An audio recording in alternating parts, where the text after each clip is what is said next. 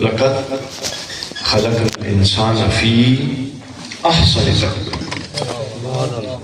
اللہ فرماتا ہے کہ میں نے انسان کو محض پیدا ہی نہیں فرمایا یا محض تخلیق نہیں فرمایا، بلکہ اس کو احسن بنایا۔ یعنی ایک چیز ہوتی ہے کسی کو خوبصورت بنانا، خوب بنانا، ایک ہوتی ہے کسی کو بہت خوب بنانا، پھر ایک چیز ہوتی ہے کسی کو بہت ہی خوب بنانا۔ سبحان اللہ۔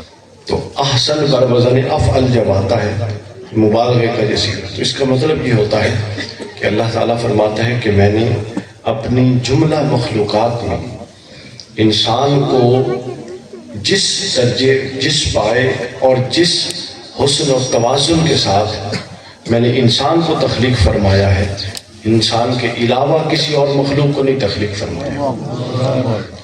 اچھا غور فرمائیے ذرا یہ جو مدارج تخلیق ہے، پھر اس پر ایک نگاہ ڈالیے تو پھر اس آیت کی مزید سمجھ آئے گی آپ کو۔ مدارج تخلیق کیا ہے؟ سائنس بھی اس بات پر متفق ہے اور اہل مذہب بھی اس بات کو قبول کر چکے ہیں کہ یہ تمام کائنات کے اندر جو تخلیقات ہیں یہ بیک عام نہیں ہو گئی، suddenly all of the sudden اچانک ہی سب نہیں پیدا ہو گئی، بلکہ اس میں تدریج کا پہلو پایا جاتا ہے۔ سب سے پہلے جب بگ بینگ کے ذریعے یہ ایک دھماکہ ہوا جس کو قرآن نے بھی بیان کیا، تو سب سے پہلے جو چیز وجود میں آئی وہ جمادات تھے، پہاڑ تھے، پتھر تھے۔ پھر وہاں سے جو دوسری چیز جس کو اللہ نے وجود بخشا وہ کیا ہے؟ وہ جمادات کے بعد نباتات تھے، پودے تھے، درخت تھے، جن کو جمادات کا سینہ چیز اس کے اندر سے اللہ نے تخلیق فرمایا۔ پھر یہ مرحلہ تخلیق اور آگے چلتا ہے، اور جمادات کے بعد پھر حیوانات کا، جمادات کے بعد نباتات، اور نباتات کے بعد پھر اللہ تعالیٰ نے حیوانات کی پورے کے پورے عالم کو تخلیق فرمایا۔ حیوانات کے بعد پھر یہ مرحلہ تخلیق اور یہ تخلیق کے اندر تدریج اور آگے بڑھتی ہے، تو اللہ تعالیٰ نے پھر انسان کو تخلیق فرمایا۔ اچھا ایک غور کیجئے، یہ جو تخلیق کے مراتب ہیں، یہ عوالم ہیں جن کو تخلیق کیا جا رہا ہے، ان میں سے ہر اگلا عالم پچھلے عالم سے بہتر، احسن اور مضبوط اور قوی تر ہے۔ دیکھیے نا، پہاڑ اور درخت، اور پہاڑ اور یہ جو تھے پتھر، نہ ان میں جان، نہ ان میں شعور، کچھ نہیں، نہ کوئی شکل اور صورت۔ پھر اس کے بعد جب اگلا عالم میں وہ منتقل ہوئے اور عالم نباتات آیا، تو ان میں ایک طرح کی حیات بھی پودوں میں، اور ان میں ایک طرح کی وضع بھی، وضع ہے نا کہ نہیں؟ ہر پھول کا اور ہر پھل کا ایک اپنی الگ سے صورت ہے کہ نہیں؟ ہر پھول کی اور ہر پھل کی ایک اپنی الگ سے پہچان، خوشبو، ذائقہ، ٹیسٹ اور وضع ہے کہ نہیں ہے نا؟ تو یہ چیز پہلے نہیں پائی جاتی تھی، تو اللہ نے ہر اگلی تخلیق میں پچھلی تخلیق کی نسبت خواص، اہلیتیں اور پوٹینشل بڑھاتا گیا۔ پھر آپ اس سے آگے ہیں، حیوانات کے معاملے پہ آئے، حیوانات کے عالم حیوانات میں وہاں پر جاندار تو تھے، پلانٹس بھی، لیکن ان کی جان کا یہ تصور نہیں تھا جو حیوانات میں پایا گیا۔ وہاں پر نطق نہیں تھا، جانوروں میں نطق بھی دے دیا، شعور بھی دے دیا، پودوں کی نسبت خاص وضع دے دی، سمجھے؟ یعنی یہ جو مرحلہ تخلیق آگے بڑھا، تو ان پر اللہ کی عنایات اور اللہ کی عطا کی ہوئی استعدادیں بڑھتی گئی۔ پھر آگے آیا عالم انسانیت، انسان آیا۔ جب انسان پیدا ہوا تو اب انسان کو دیکھیے کہ انسان میں خاص قسم کی وضع بھی موجود ہے، خاص قسم کی پہچان بھی موجود ہے، خاص قسم کی اہلیتیں بھی موجود ہیں، اور سب سے بڑھ کے جو پہلے کہیں نہیں تھی وہ خاص قسم کا نطق بھی موجود ہے۔ اور پھر اس نطق تو جانور میں بھی تھا، لیکن پھر اس سے اوپر اضافہ ہوا کہ انسان کو اللہ نے شعور اور عقل کی نعمت سے بھی نواز دیا۔ اچھا اب انسان کو بنے کتنی صدیاں گزر چکی۔ حضرت آدم سے اگر آپ تخلیق کو دیکھیں، انسان کے بعد پھر سائنس بھی یہ کہتی ہے اور قرآن بھی یہ کہتا ہے کہ انسان کے بعد کسی نئے عالم کی تخلیق یہ منشأ الہی نہیں تھی، لیکن جو مرحلہ تدریج تھا وہ تو چل رہا تھا۔ اب مرحلہ تدریج جو ہر لمحے اہلیتیں بڑھتی جا رہی تھی، اس نے بھی جاری رہنا تھا اور نئے کسی وجود نے بھی پیدا نہیں ہونا تھا۔ تو پھر اللہ نے کیا کیا کہ انسان کو ایک جوہر بنا دیا۔ تو پہلے جو ارتقا ہوتا تھا وہ ایک عالم سے اگلے عالم میں منتقل ہوتا تھا۔ اب کیا ہوا کہ انسان کے بعد کوئی اور عالم بنانا تو مقصود قدرت تھا ہی نہیں، اب ہوا کہ انسان کے جوہر نے ارتقا شروع کرا دیا، یعنی اس کا جوہر انسانیت روبہ ارتقا ہو گیا۔ اب انسان کافر بھی انسان، غافل بھی انسان، ذاکر بھی انسان، ولی بھی انسان، متقی بھی انسان، کن ذہن بھی انسان، اعلیٰ ذہین ذہانتوں اور صلاحیتوں والا بھی انسان، جو ایک سطر نہیں پڑھ سکتا وہ بھی انسان، اور جو 1000 کتابیں لکھ دیتا ہے وہ بھی انسان۔ تو یہ سب کچھ انسان کے اندر چلتا رہا۔ پھر جوہر انسانیت روبہ ارتقا آ گیا۔ اب وہ جو روح ارتقا آیا تو وہ چلتا رہا چلتا رہا، بڑھتا رہا بڑھتا رہا۔ اور یہ بات ذہن میں رکھیے، ہر شے جو بڑھ رہی ہے یہ اپنے کمال کی طرف جا رہی ہے۔ منشأ الہی یہ ہر ایک کمال کی طرف جائے۔ تو گویا یہ جو بڑھتی گئی تو کمال کی طرف کرتی گئی، تو پھر انسانیت کا جو مطمع نظر تھا اور انسانیت جوہر انسانیت میں جو تدریج تھی، جوہر انسانیت میں جو ارتقا تھا، یہ پروان چڑھتا گیا چڑھتا گیا چڑھتا گیا، حتیٰ کہ جوہر انسانیت کا جو نقطہ عروج تھا بارگاہ الہی نے اس کو نبوت ڈکلیئر کر کے روک دیا۔ یعنی اب انسانیت نبوت سے اوپر انسان کی استعداد، انسان کی عقل، انسان کا شعور، انسان کی بالقوہ پوٹینشل، انسان کا بالفعل پوٹینشل، یہ جوہر ترقی کرتا گیا اور منشأ الہی یہ ہوا کہ نبوت پر آ کے اس کو روک دیا گیا۔ اب نبوت سے اوپر یہ جوہر انسانیت حرکت نہیں کر سکتا۔ پھر اس کے بعد منشأ الہی، لیکن وہ اصول حرکت موجود تھا۔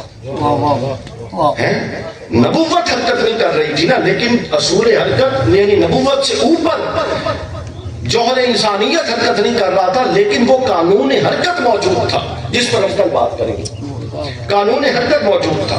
پھر نبوت کے جوہر کے اندر ارتقا شروع ہو گیا، جوہر نبوت میں پھر ارتقا شروع ہوا اور نبوت روبہ عروج ہوتی گئی، روبہ عروج۔ نفس نبوت میں، نبی ہونے میں، لا نفرق بین احد من الرسل، نبی ہونے میں تو ہر نبی نبی رہا، مگر جوہر نبوت میں تلک الرسل فضلنا بعضهم علی بعض، یعنی جوہر نبی ہونے میں تو ہر نبی رہا، لیکن جوہر نبوت نے جب ترقی پائی تو اس میں سے پھر کوئی وہ اور اونچا ہو گیا، پھر کوئی اس میں اور اونچا ہو گیا، یعنی جوہر نبوت پھر روبہ ترقی رہا۔ جوہر نبوت میں اللہ تعالیٰ اپنی شان اور منشا کے لائق اس میں ترقی لاتا رہا، اور جوہر نبوت حرکت میں رہا اور مسلسل روبہ حرکت میں رہا، اور جہاں جوہر نبوت نقطہ کمال کو پہنچ گیا اس سطح کو اللہ نے رسالت ڈکلیئر کر دی۔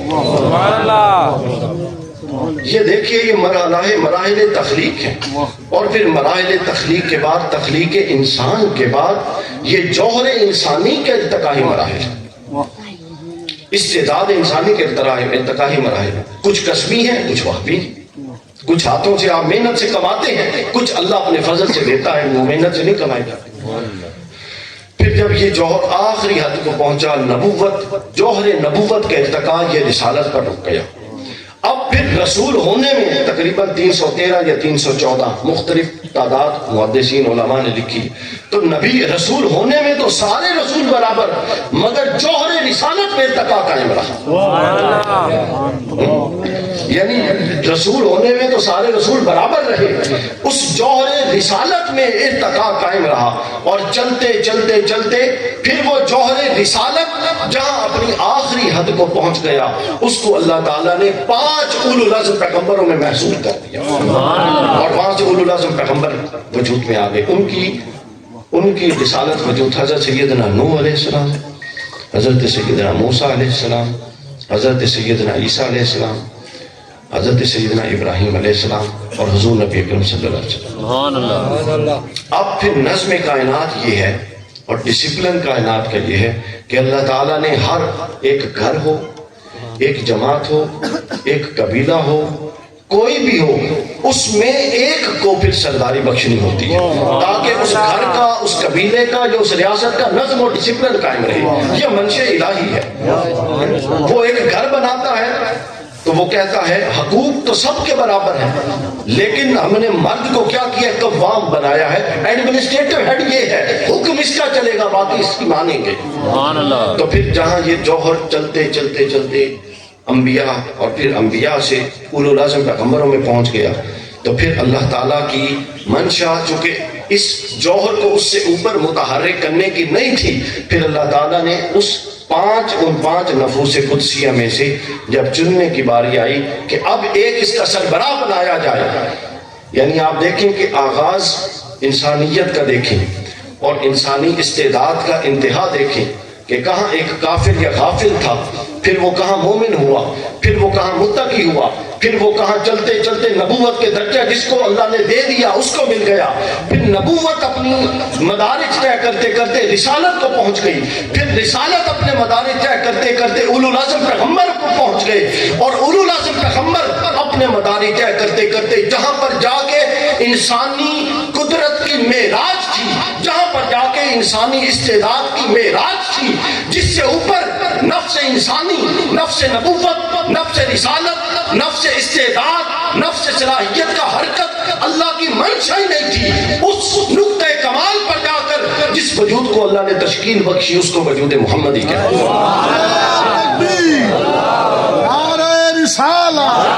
عظمت مصطفیٰ، عظمت مصطفیٰ.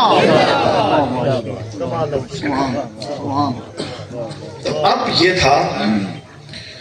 اب بتائیں کوئی مجھ جیسے ناقص آدمی پر یہ آیت پڑھے یا آپ پر پڑھے تو نہیں جچتی. اب اس آیت کی سمجھ آئی ہے نا کہ لَقَدْ خَلَقْنَا الْإِنسَانَ أَحْسَنَ تَقْوِيمٍ. یعنی بہت سارے مفسرین نے یہ لکھا ہے کہ اس احسن تقویم کے عموم میں تو بے شک ہر انسان داخل ہے، مگر اس احسن تقویم کا جب اطلاع کے خاص دیکھا جائے گا تو محمد رسول اللہ سے نیچے کوئی شخص ایسا ہے ہی نہیں جس پر اس کا اطلاع ہو.